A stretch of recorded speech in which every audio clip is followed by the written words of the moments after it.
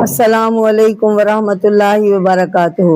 ناظرین، میں آپ کے لیے آج قرآن پاک کی سورۃ الانعام اس کا درس لے کر حاضر ہوئی ہوں۔ امید ہے آپ سے توجہ سے اور غور سے سنیں گے اور لائک کریں گے، سبسکرائب کریں گے۔ اللہ تعالیٰ کا نام لے کر ہم اپنا درس شروع کرتے ہیں تاکہ اللہ تعالیٰ کی مدد ہمارے ساتھ ہو جائے اور زندگی کا ہر میدان میں ہم کامیاب ہو جائے۔ ربی اشرح اعوذ باللہ من الشیطان الرجیم بسم اللہ الرحمن الرحیم ربی اشرح لی صدری یسر لی امری واحلل عقدۃ من لسانی یفقہوا قولی۔ اب یہاں پہ ہے کہ قرآن پاک کی آیت نمبر 169 یعنی 59 آپ کی خدمت میں پیش کر رہی ہوں، توجہ سے اور غور سے سنیں۔ فرقہ بندی، یہاں پہ فرمایا جا رہا ہے کہ ان الذین فرقوا دینہم کانوا، جنہوں نے اپنے دین میں راہیں نکالی اور بہت سے فرقے بنا لیے، فرقے ہو گئے۔ شیئن لست منہم فی شیئن، تجھ کو ان سے کچھ سروکار نہیں۔ یعنی جو لوگ الگ الگ فرقے بنا کے رہتے ہیں، نبی پاک صلی اللہ علیہ وسلم کو تسلی دی جا رہی ہے کہ آپ کو اس سے کوئی غرض نہیں ہے۔ یعنی بے شک وہ لوگ جو الگ الگ فرقے بنا کر بیٹھے ہیں اپنا دین، اور تو وہ فرقہ نہیں، تو ان سے کسی چیز میں بات یہ ہے، یعنی تو تجھے ان سے کوئی سروکار نہیں ہے۔ انما امرهم الی اللہ، ان کا کام اللہ ہی کے حوالے ہے۔ پھر ثم ینبئہم بما، پھر ان کو وہی بتلا دے گا، جتلا دے گا جو کچھ بما کانوا یفعلون، جو کچھ وہ کرتے تھے۔ اب اس آیت کی طرف غور کریں کہ اللہ سبحانہ تعالیٰ ہمارے نبی صلی اللہ علیہ وسلم کو دلاسا دے رہے ہیں اور کیا بیان فرما رہے ہیں، تو سنیں ذرا۔ ارشاد ہے کہ اے محمد صلی اللہ علیہ وسلم، جن لوگوں نے تجھ سے پہلے دین میں کاٹ چھانٹ کی اور اپنے اپنے الگ الگ فرقے بنا لیے تھے، بنا کر بیٹھ گئے تھے، یا تیرے بعد دین میں تفرقہ ڈالیں گے اور فرقے بنا کر اپنی اپنی ڈیڑھ اینٹ کی مسجد بنائیں گے، الگ بنائیں گے، تجھے ان سے کوئی تعلق نہیں ہے، کوئی سروکار نہیں ہے۔ ظاہر ہے کہ یہ وہ اس دین پر جو ہم نے تجھے دے کر بھیجا ہے قائم نہیں رہے۔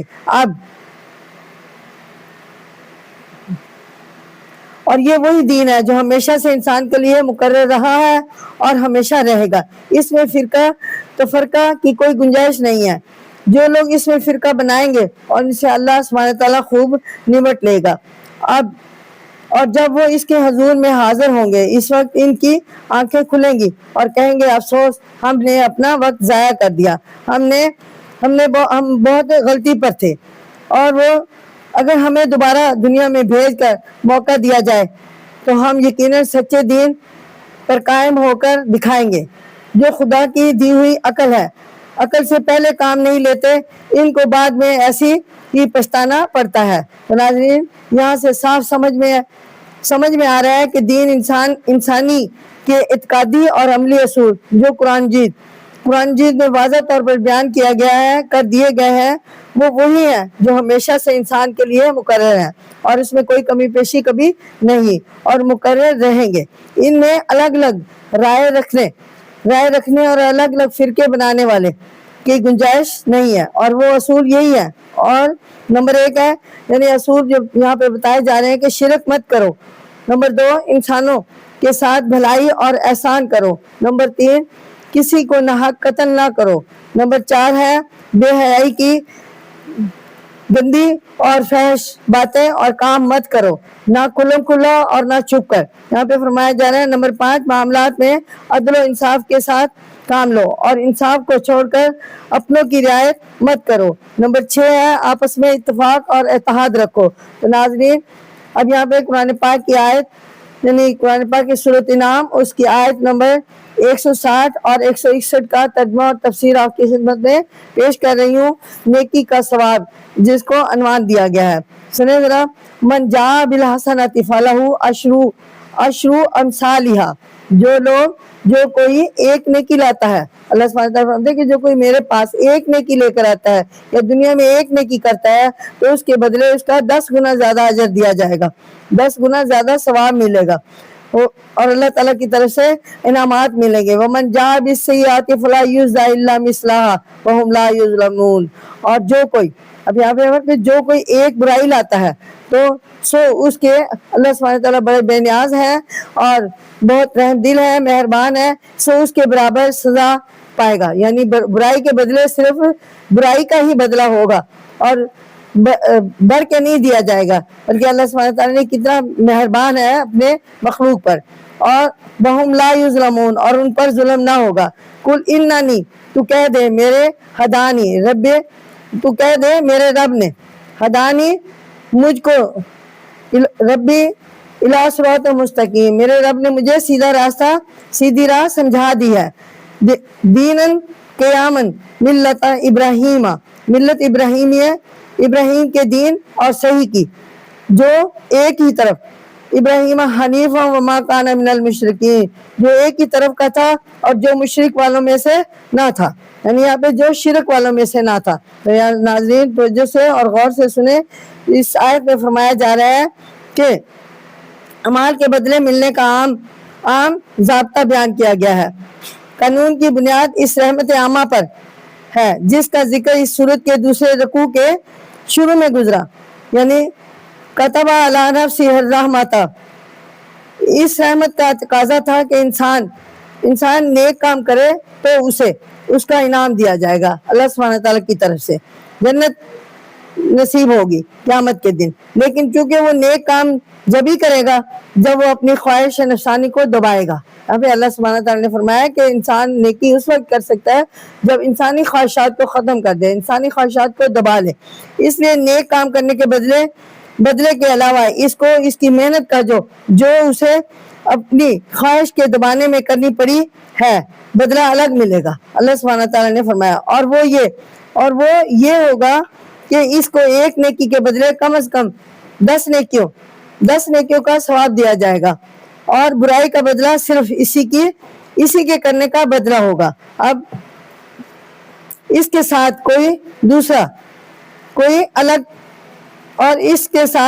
کوئی الگ ملے گا، اور وہ یہ ہوگا کہ اس کو ایک نیکی کے بدلے کم از کم 10 نیکیاں کا ثواب دیا جائے گا، اور برائی کا بدلہ صرف اسی کے کرنے کا بدلہ ہوگا۔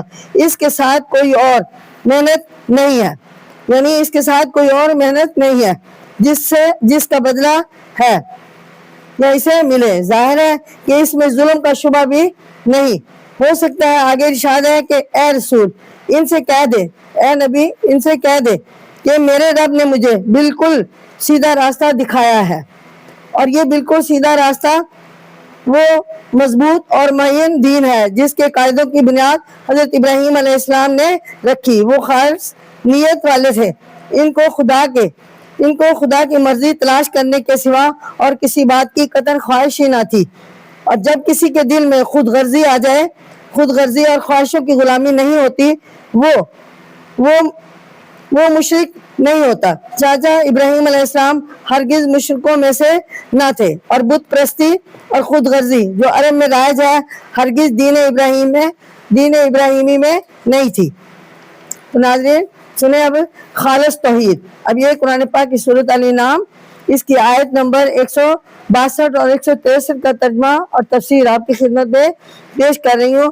قل ان صلاتی و نسکی و محیای، یہاں پہ فرمایا کہہ دے میری نماز، یعنی نبی پاک صلی اللہ علیہ وسلم کو فرمایا جا رہا ہے، یہ مخاطب، یہ آیات آپ صلی اللہ علیہ وسلم کی طرف ہے، یعنی تو کہہ دے کہ میری نماز اور میری قربانی، ونسکی میری قربانی، صلاتی میری نماز، ونسکی اور میری قربانی، و محیایا اور میرا جینا، و مماتی اور میرا مرنا، یعنی للہ رب العالمین، اللہ ہی کے لیے ہے جو سارے جہان کا پالنے والا ہے، لا شریک لہ وبذالک امرت، اس کا کوئی شریک نہیں ہے اور یہی مجھے حکم ہوا ہے، بذالک امرت وانا اول المسلمین، اور میں سب سے پہلے فرما بردار ہوں، یعنی سب سے پہلے فرما بردار ہوں۔ اب یہاں پہ اللہ سبحانہ تعالیٰ نے اس آیت میں فرمایا کہ پہلے سے ذکر چلا آ رہا ہے،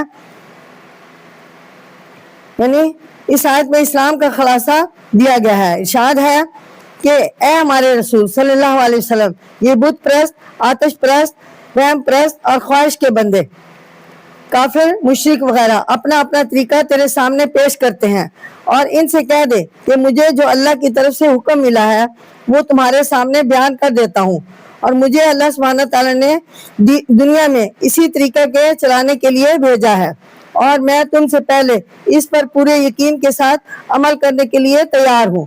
نبی پاک صلی اللہ علیہ وسلم نے فرمایا، اس سے بال برابر بھی ادھر ادھر نہ ہٹوں گا، تمہیں میں یہی بتانے اور اسی پر عمل کرنے کا طریقہ سکھانے آیا ہوں۔ اب مجھے حکم ملا ہے کہ میں کہہ دوں میری عبادت، میری قربانی، میرے نظر و نیاز اور میرا جینا اور میرا مرنا سب کچھ اللہ ہی کے لیے ہے، جو تمام مخلوق کا پیدا کرنے والا ہے اور اب پالنے والا ہے، اور اس کے برابر کا کوئی نہیں ہے، نہ اس کا کوئی شریک ہے، نہ اس کا کوئی قوت اور حکومت میں ساجی ہے۔ اب یہاں پہ مجھے یہی کرنے کا حکم دیا ہے اور اس کے حکم کو بجا لانے کے لیے سب سے پہلے حاضر ہوں میں۔ تو نبی پاک صلی اللہ علیہ وسلم کا بیان ہے، اس سے معلوم ہوا کہ اسلام کی جڑ توحید ہے، اور اس کے معنی یہ ہے کہ بندگی، پوجا، قربانی، منت، دعا، عاجزی کا اظہار، نماز، روزہ وغیرہ، خیرات اور روزہ خیرات غرض ہر قسم کی عبادت اللہ سبحانہ تعالیٰ ہی کی کرنی چاہیے۔ یہ ان باتوں میں کسی کو اس کا شریک نہیں ٹھہرانا چاہیے، نہیں کرنا چاہیے۔ اس کے علاوہ زندگی کے سارے کام اسی کے حکم کے مطابق کرنے چاہیے۔ یہاں پہ بیان ہے، اس کے سوا کسی کی فرما برداری نہیں کرنی چاہیے مگر جس کی فرما برداری کا حکم وہ دے، یعنی ہمارے نبی کریم صلی اللہ علیہ وسلم دے۔ قرآن پاک میں فرمایا جا رہا ہے کہ اس کے کہنے کے مطابق چلنا، جس کی وہ اجازت دے وہ کرنا، اور جس سے وہ روکے اس سے رک جانا، یہی دین اسلام ہے۔ تو ناظرین، اب میں آپ کے سامنے قرآن پاک کی سورۃ الانعام اس کی آیت نمبر 164 جس کا ترجمہ اور تفسیر آپ کی خدمت میں پیش کر رہی ہوں۔ یعنی اس کو عنوان دیا ہے، اللہ کے سوا کوئی کچھ دینے والا نہیں ہے۔ سنیں اب، قل غیر اللہ ابغی رب وہو رب العرش رب کل شیء، تو کہے کیا میں اللہ سبحانہ تعالیٰ کے سوا کوئی اور رب اور تلاش کروں، یعنی کہ میں کوئی اور رب تلاش کروں۔ اب یہاں پہ فرمایا جا رہا ہے، نبی پاک صلی اللہ علیہ وسلم کو کہا جا رہا ہے، اور ہر چیز کا کل شیء وہو رب کل شیء، وہی ہے ہر چیز کا رب۔ ولا تکسب کل نفس الا، اور جو کوئی گناہ کرتا ہے، یہاں پہ فرمایا کل نفس، سو وہ اس کے ذمہ پر ہے، علیہ کل نفس الا علیہ، یعنی سو وہ خود اس کا ذمہ دار ہے، اس کے نفس پر ہے اس کا بوجھ، اس کا گناہ۔ ولا تزر وازرۃ وزر اخرى، اور ایک شخص دوسرے کا بوجھ قیامت کے دن نہیں اٹھائے گا، ہر ایک کو اپنی پڑی ہوگی اور اپنا بوجھ اٹھائے گا، اپنے اعمال اپنے ہاتھ میں ہوگے، اس کے اپنے ہاتھ میں ہوں گے، نیک اور مومن بندے کے دائیں ہاتھ میں اور برے شخص کے بائیں ہاتھ میں۔ ثم الی ربکم مرجعکم فینبئکم، پھر تمہارے رب کے پاس ہی تم سب کو لوٹ کر جانا ہے۔ بما کنتم فیہ تختلفون، سو وہ جتلا دے گا جس بات میں تم جھگڑتے ہو۔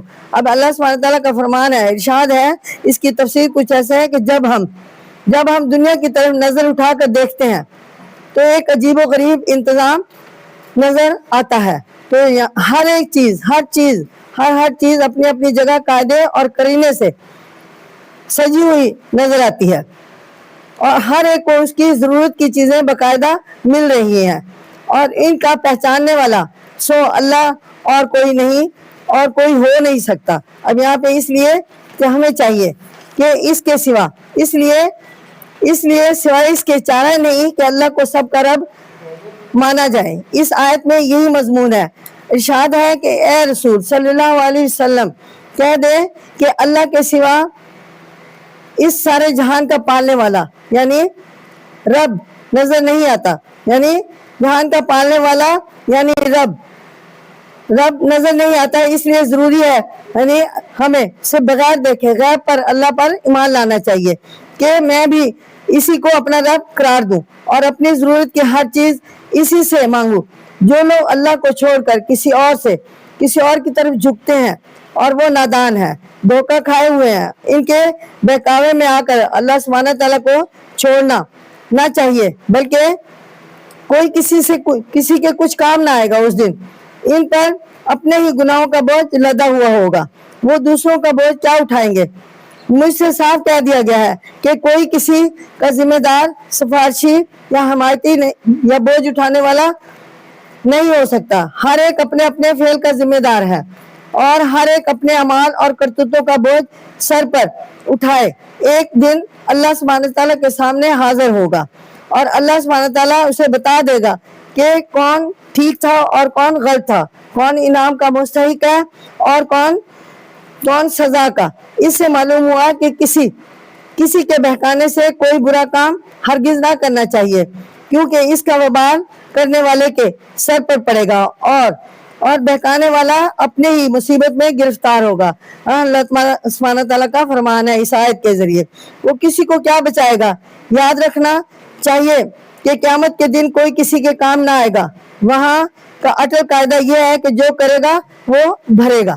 تو ناظرین، اب میں آپ کے سامنے قرآن پاک کی سورۃ الانعام اس کی آیت نمبر 165، یہ آخری آیت ہے، غور سے اور توجہ سے سنیں۔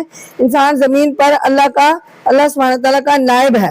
سنیں، یہ نائب یعنی وہ الذی جعلکم خلائف الارض، اور اسی نے تم کو زمین پر نائب مقرر کیا، یعنی اللہ سبحانہ تعالیٰ نے انسان کو زمین پر نائب مقرر کیا ہے اپنا۔ ورفع بعضکم فوق بعض درجات، تم میں سے ایک پر ایک کے درجے بلند کر دیے ہیں۔ سب کے درجات مختلف ہیں اور ایک سے ایک کے بڑھ کے ہیں۔ اب یہاں پہ تم میں سے ہر ایک پر ایک کے درجے بلند کر دیے۔ لیبلوکم فی ما آتاکم، تاکہ تم کو اپنے اپنے دیے ہوئے میں آزمائے۔ فوق بعض درجات لیبلوکم فی ما آتاکم، درجے بلند کر دیے تاکہ تم کو اپنے دیے ہوئے پر آزمائے۔ ان ربک، بے شک تیرا رب، سریع العقاب، یعنی تیرا رب جلد عذاب کرنے والا ہے۔ وَإِنَّهُ لَغَفُورٌ الرحیم، اور وہی بخشنے والا اور مہربان ہے۔ تو ناظرین، یعنی اللہ سبحانہ تعالیٰ نے کہا کہ قیامت آئے گی، ضرور آئے گی، اور جو کچھ برے کام کرنے والے ہیں ان کو جلد اللہ سبحانہ تعالیٰ عذاب دے گا، اور جو مہربان ہے، جو مومن ہے، اللہ اور اس کے رسول اور قرآن پاک کے ہدایت کے مطابق دنیاوی زندگی گزارتے ہیں، ان کو جنت کے داعی بنا دیا جائے گا، جنت ان پر واجب کر دی جائے گی، اور اللہ سبحانہ تعالیٰ بخشنے والا غفور الرحیم ہے۔ اب یہاں پہ فرمایا جا رہا ہے، اس آیت میں ارشاد ہے کہ اللہ سبحانہ تعالیٰ نے تم کو یعنی انسانوں کو زمین میں اپنا نائب بنا کر بھیجا ہے۔ سب اللہ سبحانہ تعالیٰ کے نائب ہیں اور ہر ایک کو کچھ اختیار دیے ہیں اور اس کے ذمے کچھ کام مقرر کیے ہیں جو اسے کرنے چاہیے۔ انسانوں میں مختلف درجے کے لوگ ہیں، اور یہ اختلاف جسمانی اور روحانی دونوں قوتوں میں نظر آتے ہیں۔ یہاں پہ فرمایا جا رہا ہے کوئی زوردار ہے، کوئی کمزور ہے، کوئی ذہین ہے، کوئی کم ذہن ہے، ہر آدمی اپنے واضح میں دوسرے سے نرالا ہے، اور ایسے ہی ہر ایک کی حاجتیں بھی مختلف ہیں۔ مثلا کوئی مالدار ہے، کوئی مفلس ہے، کوئی خوبصورت ہے، کوئی بدصورت ہے۔ اللہ سبحانہ تعالیٰ نے یہ اختلاف اس لیے رکھا ہے کہ ہر ایک کا اس کی اپنی لیاقت اور قابلیت کے مطابق امتحان لے، اور اس کی کامیابی اور ناکامیابی کے لحاظ سے اسے جزا یا سزا دے۔ اب یہاں پہ اللہ سبحانہ تعالیٰ کا فرمان ہے کہ اللہ سزا دینے میں وقت آنے پر دیر نہیں لگائے گا۔ اپنی اگر تعمیل میں کچھ قصور رہ جائے یعنی تو وہ معاف کرنے والا ہے۔ اب اللہ سبحانہ تعالیٰ کا فرمان ہے، اور اچھا کام کرنے والوں کو اپنی رحمت سے انعام بھی دینے والا ہے، انعام سے نوازا جائے گا۔ غور کرنے والوں کے لیے اس آیت میں انسان کو دنیا میں زندگی بسر کرنے کا پورا طریقہ سمجھا دیا گیا ہے کہ کائنات میں انسان کا مرتبہ کیا ہے، یہ بھی بتا دیا گیا ہے، اور اس کے لحاظ سے اس کے کام کیا ہونے چاہیے۔ گر کی بات یہ ہے کہ ہر ایک کو جو کچھ ملا ہے اس میں اس کا امتحان مقصود ہے۔ اللہ سبحانہ تعالیٰ نے جو نوازشیں، جو طاقتیں، جو صلاحیتیں دی ہیں، ان میں ہر شخص کا امتحان بھی ہے، امتحان مقصود ہے۔ کبھی کی قوت اس کی اپنی نہیں، اللہ سبحانہ تعالیٰ کی دی ہوئی ہے، اسے اترانا نہیں چاہیے اپنی طاقت پر، اور اس کو کمزوروں کے دبانے کے لیے نہیں بلکہ اس کی اعانت کے لیے صرف کرنا چاہیے۔ اب یہاں پہ مالدار کا مال بھی اس کے امتحان کے لیے ہے، اگر بے جا نمود و نمائش اور حیوانی خواہش کے پورے کرنے میں صرف کرے گا تو سزا پائے گا، یہ بھی اس کے لیے امتحان ہے۔ اگر حاجت مندوں کو اس کی ضرورت کے مطابق اللہ کے دیے یعنی اللہ کے لیے دے گا فلاح پائے گا، اور اسی طرح جو چیز جس کو ملی ہے اس لیے ملی ہے کہ اللہ سبحانہ تعالیٰ کی مرضی کے مطابق اسے صرف کرے۔ تو اللہ سبحانہ تعالیٰ نے یہاں پہ جو سورۃ قرآن پاک کی سورۃ انعام میں ہمیں تمام چھوٹی سے چھوٹی بات کے بارے میں بھی تفصیل سے سمجھا دیا ہے۔ اب یہاں پہ فرمایا کہ خلافت الہی کا مطلب کیا؟ مطلب سنیں ذرا تھوڑا سا غور سے۔ اس آیت کے اس سورت کا نام یہاں پہ فرمایا جا رہا ہے کہ اس کے آخری آیات معلومات کا ایک سمندر ہے جس میں سے ہر وقت غوطہ خور وقتاً فوقتاً پیش قیمت موتی نکالتے رہیں گے۔ سورت کا مختصر خلاصہ اس سے پہلے سبق میں بھی پیش کیا جا چکا ہے۔ ذہن میں ہم ان باتوں کی طرف توجہ دلاتے ہیں، ذرا غور سے سنیں۔ اس آخری آیت سے سمجھ میں آتی ہے کہ ان کو خیال میں رکھنے سے اس سورت کے تمام مضامین میں واضح ہو جائیں گے اور اس سے اسلام کے سمجھنے میں مدد ملے گی انشاءاللہ۔ اس نمبر 1 ہے اس سورت کا نام الانعام، جس کے معنی مویشی ہے۔ مویشی کا کام بوجھ اٹھانا اور انسان کی ضروریات میں کام آنا ہے۔ مثلا اس کے کھانے پینے کے لیے دودھ، گوشت، اون وغیرہ مہیا کرنا، یہ سب انسان کے خادم ہیں اور وہ ان سے جیسے چاہتا ہے کام لیتا ہے۔ اسی طرح غلے، ترکاریاں، پھل، پھول، میوے وغیرہ سب انسان کے لیے پیدا کیے اللہ سبحانہ تعالیٰ نے، جن کو وہ کھاتے پیتے، کھانے پینے، کپڑا وغیرہ بنانے کے لیے کام میں لاتا ہے۔ اس صورت میں سب کچھ بیان کر کے آخر میں کہا گیا ہے کہ انسان ان سب سے مرتبہ میں اونچا اور ساخت میں سب سے افضل ہے۔ تو ناظرین، اس پوائنٹ نمبر 2 ہے کہ اسی طرح ہر انسان کو اپنی اس عزت کا احساس ہونا چاہیے کہ جو اسے سب سے اونچی سرکار اپنے مالک اور آقا یعنی اللہ عز و جل کے خلاف ہونے کی وجہ سے حاصل ہے، یعنی آقا عز و جل کے غلام ہونے کی وجہ سے حاصل ہے۔ یہاں سے انسانی مساوات کا سبق حاصل ہوتا ہے۔ سب ایک آقا کے غلام ہیں، کوئی کسی پر اس لحاظ سے فوقیت نہیں رکھتا اور اس سے ہر ایک کے اندر اپنی عزت اور خودداری کا احساس پیدا ہوتا ہے۔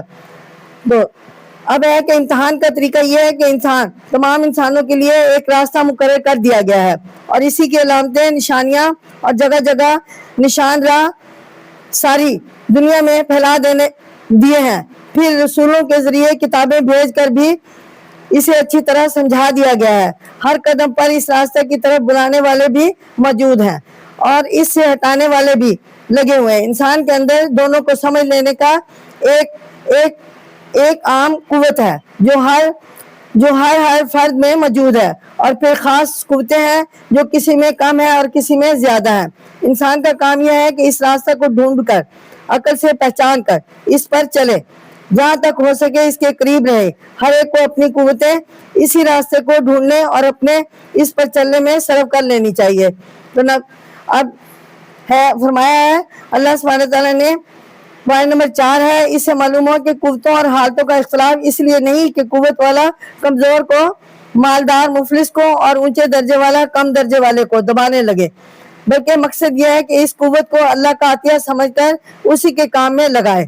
رسول جو کتابیں لائے ہیں ان میں سب سے آخری رسول حضرت محمد مصطفیٰ صلی اللہ علیہ وسلم ہے اور آخری کتاب قرآن مجید ہے۔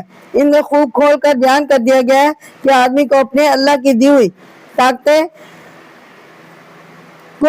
کن کاموں میں صرف کرنی چاہیے، وہ کام قرآن مجید میں کلی طور پر بتا دیے ہیں اور رسول اکرم صلی اللہ علیہ وسلم نے ان پر عمل کر کے بھی دکھا دیے، عمل کا طریقہ بھی بتا دیا، خود عمل بھی کیے، دوسروں کے لیے راستہ قائم کر دیا۔ اسی طرح اللہ سبحانہ تعالیٰ نے فرمایا کہ جو شخص اللہ کے بتائے ہوئے راستے پر چلے، یعنی حدیثوں میں بھی اس کا بیان ہے، اللہ سبحانہ تعالیٰ کے راستے پر چلنے اور دوسروں کے لیے مثال قائم کرنے میں اپنی قوتیں صرف کرے گا، وہ مرتے دم تک اسی کو کوشش میں لگا رہے گا کہ اللہ سبحانہ تعالیٰ کا بول بالا ہو، وہ امتحان میں کامیاب ہے اور مرنے کے بعد اسے اصلی خوشی نصیب ہوگی، لیکن دنیا میں بھی اسے خوشی کی جھلک دکھائی جائے گی جس کی نشانی دل کا اطمینان ہے۔ تو اس آیت میں سے ہم اتنا سمجھ سکتے ہیں کہ یہ راستہ جو اللہ سبحانہ تعالیٰ نے اس کے لیے مقرر کیا ہے وہ دنیا میں ہر انسان کے لیے ہے۔ قرآن شریف اور رسول کریم صلی اللہ علیہ وسلم کا پیغام کسی خاص فرقے یا قوم کے لیے نہیں ہے۔ ہر شخص اس ذہنی اور دماغی قوتوں سے جو اللہ سبحانہ تعالیٰ نے اسے دی ہے حسب قابلیت اسے سمجھ سکتا ہے اور اختیار کر سکتا ہے۔ اس کی کامیابی اور ناکامیابی کا اعلان قیامت کے دن ہوگا اور پھر اس کو اس کی جزا اور سزا دی جائے گی۔ یہاں پہ بیان ہے کہ اللہ سبحانہ تعالیٰ کا فرمان ہے کہ انسان کو چاہیے کہ دولت اور عزت سب جمع ہو جانی چاہیے، یعنی یہ بھی معلوم ہوا کہ کسی کو حق نہیں ہے کہ کسی سے زبردستی اپنی بات منوائے۔ جو لوگ اسے جس دھن میں رہتے ہیں کہ ہمارے پاس دنیا کی قوت، دولت اور عزت سب جمع ہو جانی چاہیے جہاں ہم دوسروں سے اپنی بات منوا سکیں، وہ غلطی پر ہیں، کیونکہ وہ انسان سے اس کی آزادی چھیننا چاہتا ہے اور کسی طرح جائز نہیں ہو سکتا۔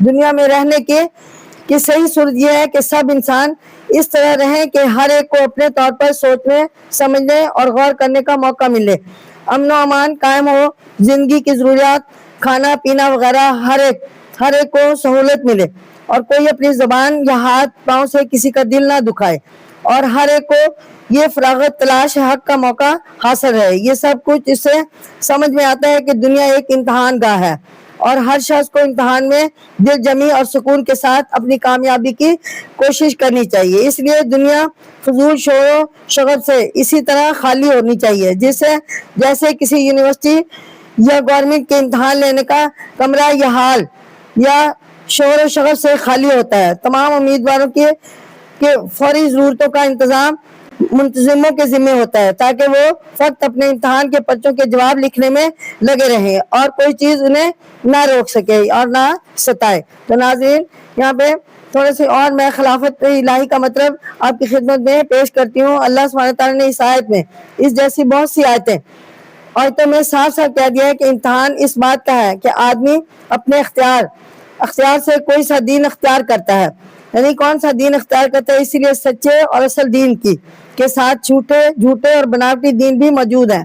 دنیا میں ہر دین کے سمجھانے والے اور بتانے والے موجود ہیں، اللہ سبحانہ تعالیٰ نے قائم کیے۔